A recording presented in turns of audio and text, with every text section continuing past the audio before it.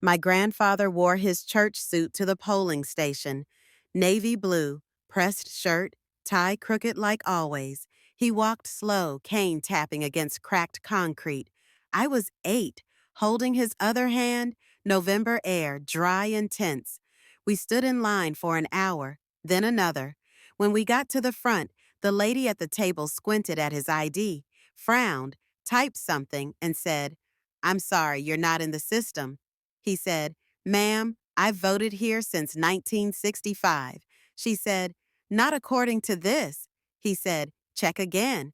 She said, "I did." He said, "Then it's wrong." She said, "I can't help you." He didn't raise his voice, didn't curse, didn't cry. He just looked down at me and said, "Come on, baby, ain't no room for us here today."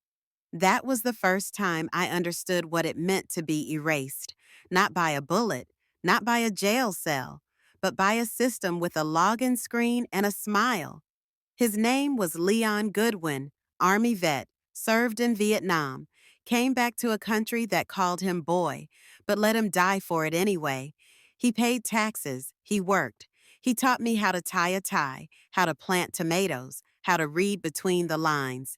But he never got to cast a ballot that counted. I asked him why he still tried. He said, "Because if we don't show up, they win." He died in 2014. Voter registration card still pinned to his fridge. My name's Elijah Goodwin, and in 2028, I made the state of Georgia admit that democracy had a back door. And I did it with a keyboard. I was good with code early, not just school good, not just kid builds a calculator app good. I was building back-end exploits at 15, spoofing school firewalls, mapping internal file structures just for fun. While other kids were gaming, I was studying packet traffic.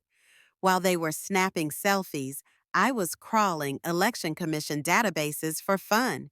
They called me a nerd. I called it training. I studied computer science at Morehouse, minor in political theory. Every time people laughed at that mix, I said, "Watch me." Junior year, I wrote a research paper titled Ballots and Bugs: Structural Insecurity in Legacy Voting Systems. It got published in a mid-tier journal. I sent a copy to the Georgia Secretary of State's office. Never heard back, but I kept digging. In 2026, during a special election for state senate, 7,124 voters were purged in one county, mostly black, mostly low income. The official explanation? Data synchronization error. I ran the numbers. The odds of that error randomly selecting that demographic? 0.0037%. That's not an error, that's a design. So I built a script. Nothing fancy, just a passive crawler. Monitored update logs in real time on publicly accessible voter sites. And what I saw was terrifying. Names disappearing, addresses changed, zip code shifts that disqualified whole blocks. I contacted reporters. Nothing. I sent data to watchdog groups. Nothing. So I made a decision. If the system won't fix itself, I'll make it impossible to ignore. I didn't crash anything, didn't delete, didn't alter ballots. I mirrored everything.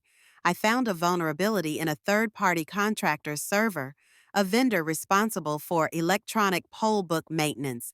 Their login screen still used a 4-digit PIN and had no rate limit. Child's play. I got in, pulled logs, then pulled more, found internal emails, directives, lists of flagged voters. Some were labeled undeliverable, low engagement. Others, likely inactive, removed from roll. I built a full searchable copy, hosted it on a dark web mirror, and waited. 3 days later, it blew up. A tech blogger found it, posted a breakdown. Reddit got it next, then X, Twitter, then CNN. Headline: Georgia voting system exposed, thousands flagged for deletion. They called me the ghost hacker, said I was weaponizing truth. The Secretary of State denied everything, then quietly shut down the vendor portal. But I already had everything. documented, time-stamped, cross-referenced. That's when I got the call, not from police, from a lawyer. She said, "We need to talk. What you did, it's not just a leak, it's evidence." Her name was Amina Caldwell, civil rights litigator. Tall, precise, ice in her tone, fire in her eyes. She said, "You're either going to prison or you're going to the Supreme Court." I said, "Why not both?" She didn't laugh. She said, "You're a witness now." She filed the suit, Goodwin v. State of Georgia, class action, 23,817 names, and me, the hacker who proved what everyone else tried to ignore. The first subpoena came from the Georgia Attorney General's office. It called me a person of interest in an unlawful intrusion.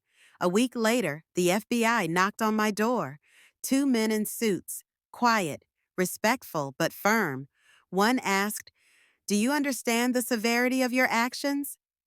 I said, "Do you understand the scale of the cover-up?" They didn't arrest me. Not yet. They took my laptop, my backup drives, my router logs. But the real evidence was already safe, triple encrypted, shared with 3 journalists, 2 lawyers, and 1 nonprofit watchdog. Even if they burned me, the data would rise. Meanwhile, the case was everywhere. Goodwin v. Georgia became a lightning rod. Half the country called me a hero. The other half, a traitor. I got death threats, job offers, a verified check mark. The Department of Justice sent observers. Congress started asking questions. The Secretary of State resigned. But I didn't care about headlines. I cared about Grandpa Leon and every person like him who stood in line, heart full of faith, and left unheard. The courtroom was packed. My lawyer, Amina Caldwell, opened strong. "This case isn't about hacking, it's about hiding. Our plaintiff didn't break a system. He revealed one already broken. You will see proof that Georgia officials outsourced suppression, that they targeted names by race, income, and neighborhood." She dropped the first bomb. A vendor email from 2024. Prioritize cleanup in districts with 50% turnout. Focus on high transient zones. Translation, poor black blocs. The defense tried everything, said I was a cyber criminal, said the data was tainted, said I was endangering democracy. I said, "You erased 23,000 voters. I made a copy." Then they pulled a move I didn't expect. They offered me a deal. No charges, no jail, no fine. If I withdrew from the case and signed an NDA, I said, "No." They said, "You'll lose everything." I said, "I already did." Then the trial turned. A former election official flipped. She took the stand, said they were pressured to streamline lists, said they were rewarded for high purge ratios, said my leak was the only reason anyone paid attention. Jury gasped. Judge called for silence. Then Amina turned to the jury and said, "This isn't just code, it's confession." The verdict came 7 days later. Liability confirmed. Systemic disenfranchisement proven.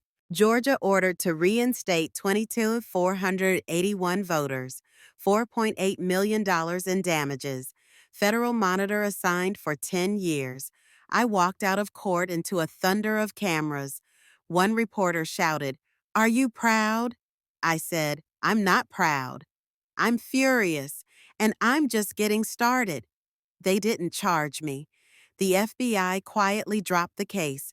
Too much press, too much heat, and maybe, somewhere in their bones, they knew I wasn't the enemy. I was the firewall.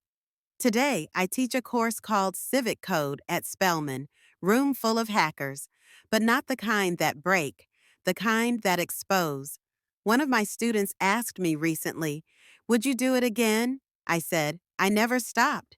They didn't let my grandfather vote, so I hacked the ballot system and made damn sure they couldn't forget his name again.